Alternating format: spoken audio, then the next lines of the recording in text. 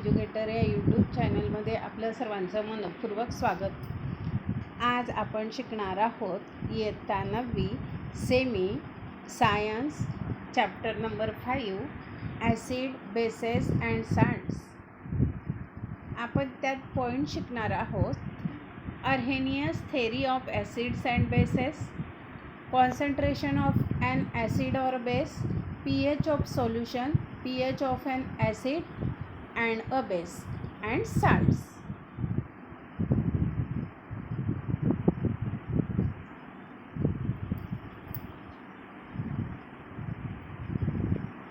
Ionic compound, a recapitulation.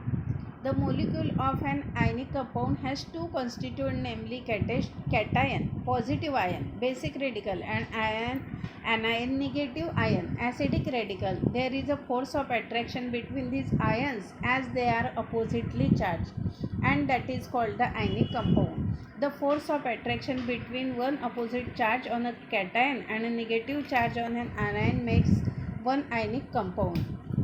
While studying static electricity, we have learned that there is a natural tendency of any body to change from an electrically charged state into an electrically neutral state. Why then is an electrically charged ion formed from an electrically balanced, that is neutral atom? मग जेव्हा आपण static electricity शिकलो तेव्हा जी natural tendency आहे त्या बॉडीची change होण्याची जी विद्युतभार जी neutral स्टेटला असते, मग ती स्थिती ion form from an electrically balance, मग जेव्हा विद्युतदृष्ट्या तो संतुलित असतो तेव्हा त्याचा जो इलेक्ट्रिकल चार्ज असतो तो फॉर्म होतो. Balance that is neutral atom, जो न्यूट्रल ॲटम असतो. The explanation lies in the electronic configuration of atoms. मग त्याचं जे स्पष्टीकरण आहे ते अणूमध्ये असतं. Shows how the sodium and chlorine atoms from sodium and chlorine. Figure 5.1. Figure 5.1मध्ये आपल्याला दाखवला आहे की सोडियम आणि क्लोरीनचा जो अणू आहे तो कसा होतो. How the NaCl salt is form, आणि कसं सोडियम क्लोराईडची निर्मिती होते. The outermost shell of sodium and chlorine atoms is not a complete octet. आणि जी बाह्य कक्षा आहे सोडियम आणि क्लोरीनची ती कम्प्लीट ऑक्टेट त्याचा तयार होत नाही. However outermost shells in both the sodium and chlorine ions are complete octet.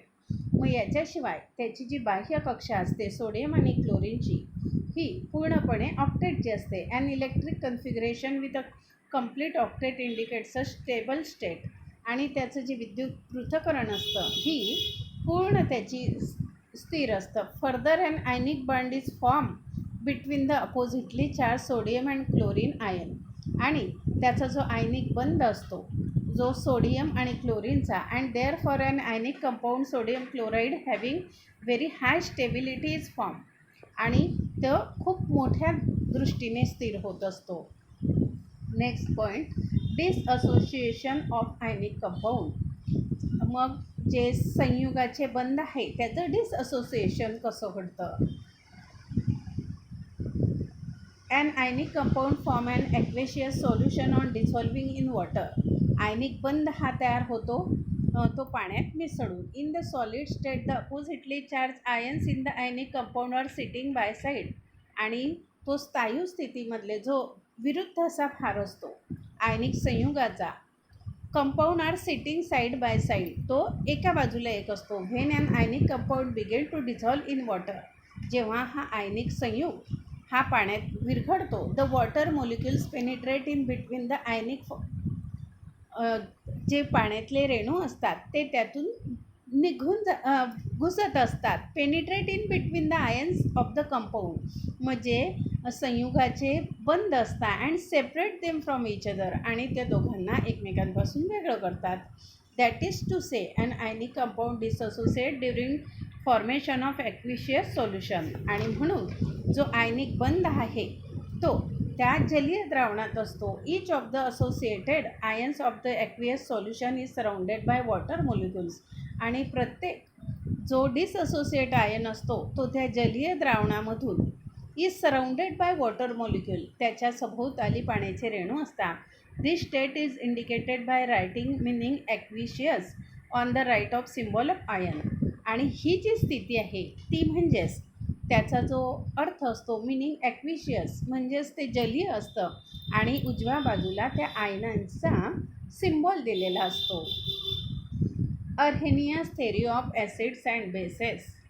The Swedish scientist Arrhenius put forth the theory of acid and bases in the year 1887. आणि जो Swedish scientist आहे अर्हेनियस याने acid आणि बेसचे 1857मध्ये सिद्धांत मांडला. This theory gives a definition of acid and bases as follows. आणि हा जो सिद्धांत आहे याची व्याख्या म्हणजे आम्ल आणि आम्लारीची. Acid is a substance which on dissolving in water gives rise H plus ion as the only cation. For example, HCl, H2SO4, H2CO3. जे आम्ल असतात, आम्लारी पदार्थ असतात ते जेव्हा पाण्यात विरघळतात तेव्हा ते H प्लस आयन देत असतात. जसं हायड्रोक्लोरिक ॲसिड, H2SO4 आणि H2CO3. HCl मग वॉटर त्याचं डिसअसोसिएशन होतं. H हे hydrogen aquatic plus Cl aquatic. H2SO4 water dissociation H plus ion तयार होतो HSO4 aquatic. HSO4 dissociation H plus plus SO2 aqueous. Base. A base is a substance which on dissolving in water gives rise to OH ion as the only anion. For example, NaOH, CaOH. आणि base असा पदार्थ आहे की तो ion तयार करत असतो. NaOH water upon dissociation Na aqua plus OH, CaOH2S water dissociation Ca2 plus aqua plus 2OH. Classification of acid and bases. Strong and weak acids, bases and alkali.